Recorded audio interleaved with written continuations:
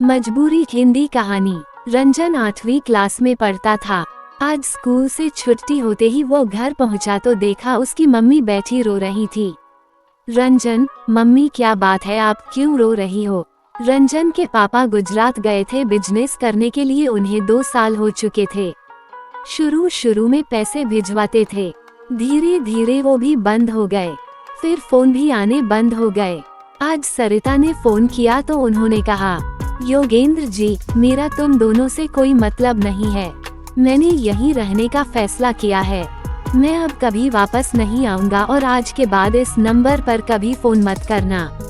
ये कहकर उन्होंने फोन काट दिया। सरिता जी इस बात को सुनकर तब से रोए जा रही थी। रंजन, मम्मी आप चिंता मत करो, मैं कल से कोई काम ढूंढ लेता हूँ। हम अकेले रह लेंगे, हमें किसी की जरूरत नहीं है। पापा के लिए उसके मन में कड़वाहट भर चुकी थी। वो अपनी माँ को सांत्वना देने में लगा था।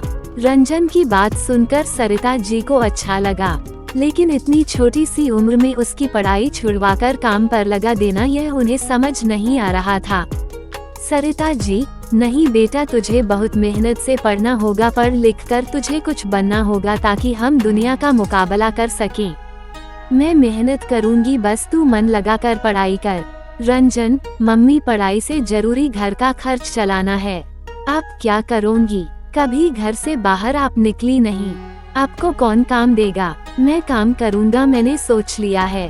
काम के साथ साथ शाम को पढ़ाई कर लूंगा। अगले दिन से रंजन काम की तलाश में भटकने लगता है। कई दिन भटकने के बाद भी उसे कोई काम नहीं मिलता। इधर सरिता जी भी रंजन के जाने के बाद काम की तलाश शुरू कर देती हैं, लेकिन उन्हें भी कोई काम नहीं मिलता। एक दिन दोपहर के समय रंजन को बहुत भूख लग रही थी। वह सुबह से भूखा था और काम ढूंढ रहा था। तभी वह एक चाय की दुकान के बाहर पहुंच जाता है। रंजन, भैया मुझे एक चाय दे सकते हो, लेकिन मेरे पास पैसे नहीं हैं। बहुत भूख लगी है, मैं शाम तक आपकी दुकान पर काम कर दूंगा। दुकानदार, भूख लगी है तो चाय क्यों पीना चाहता है? रंजन, खाने के पैसे नहीं है, चाय से भूख मर जाएगी। दुकानदार उसे चाय और साथ में पॉप खाने को देता है। रंजन खाने के बाद दुकानदार के पास पहुंचता है। रंजन, बताइए क्या काम करना है? मैं शाम तक आपका काम करता रहूंगा। दुकानदार, जा बेटा घर जा, हम छोटे बच्चों से काम नहीं करवाते, किसी ने देख लिया तो पुलिस हमें पकड़ लेगी। रंजन, लेकिन मैंने जा आपकी चाय पी है, उसके पैसे कैसे चुकाऊंगा? दुकानदार, जा बेटा, जब पैसे हो दे जाना। रंजन, नहीं, मुझे कुछ न कुछ काम बताइए, मैं कर दूंगा। दुकानदार, अच्छा एक काम कर, बड़े चौराहे पर एक बेकरी है, वहाँ से मुझे पाव ला दे, ये ले पैसे और मेरी साइकिल ले जा। रंजन साइकिल और पैसे लेकर बड़े बाजार पहुँच जाता है। वह पाव लेकर वापस आने लगता है, तभी पाव वाला पूछता है, पाव वाला, सुन, तू और भी दुकानों पर मेरे पाव पहुंचाएगा, तुझे कमीशन दूंगा। रंजन, लेकिन मेरे पास साइकिल नहीं है, ये तो चाय वाले की है। पाव वाला, मैं तुझे साइकिल भी दूंगा, शाम तक जितने पाव पहुंचाएगा उसके पैसे मिल जाएंगे, लेकिन काम ईमानदारी से करना, कहीं मेरी साइकिल लेकर भाग मत जाना। रंजन, मालिक, मैं ईमानदारी से काम करूंगा, आप चिंता मत करो। अगले दिन रंजन पाव वाले की दुकान पर पहुंच जाता है। वो उसके पाव दुकानों पर पहुंचा देता है। शाम को उसे कमीशन के 100 रुपये मिल जाते हैं। घर आकर वह सरिता जी को सारी बात बताता है।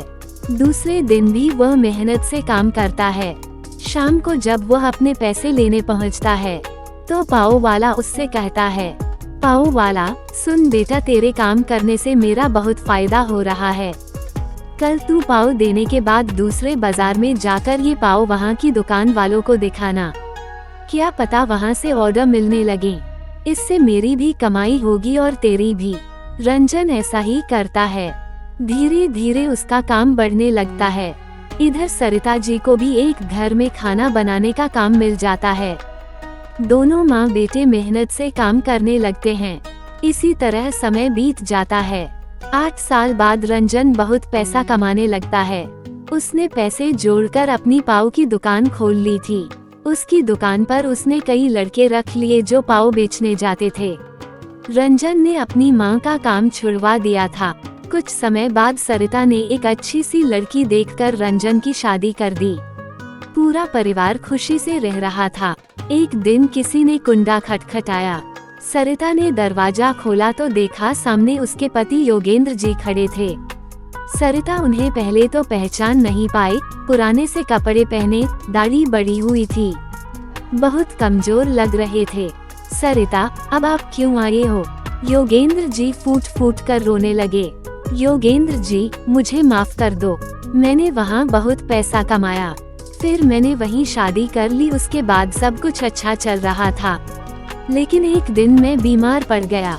मेरी पत्नी सारा पैसा और जेवर लेकर चली गई। मैं अकेला बीमारी से लड़ता रहा। मेरी हालत ऐसी हो गई, अब न मेरे पास घर है, न खाने को रोटी, न पहनने को कपड़े।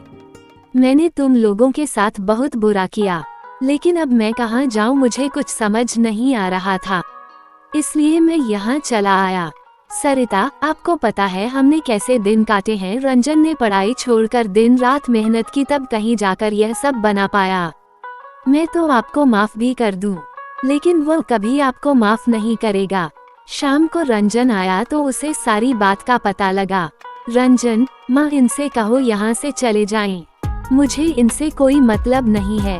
सरिता जी बैठी रो रही थी। उन्हें रोता देख रंजन ने कहा, रंजन, मम्मी मैं आपको रोते नहीं देख सकता। ये बाहर वाले कमरे में रह सकते हैं, लेकिन हम लोगों से कोई मतलब नहीं होगा। आप इनका खाना वहीं पहुंचा देना। योगेंद्र जी को बाहर के कमरे में ठहरा दिया जाता है, लेकिन घर का कोई सदस्य उनसे बात नहीं करता था। सरिता उन्हें खाना दे आती थी। योगेंद्र जी अपने किए पर पछता रहे थे। इधर रंजन ने उनसे सब रिश्ते तोड़ दिए थे। सरिता जी चाहकर भी अपने पति की मदद नहीं कर सकती थी, क्योंकि उन्हें अपने बेटे के कष्ट नजर आते थे। एक दिन योगेंद्र जी रात को सोए तो सुबह उठे नहीं। घर में मातम छा गया। रंजन ने अपने पिता को आखिरी विदाई दी, लेकिन उनके जाने का दुख केवल सरिता को था। रंजन की जिंदगी से तो वे बहुत पहले चले गए थे।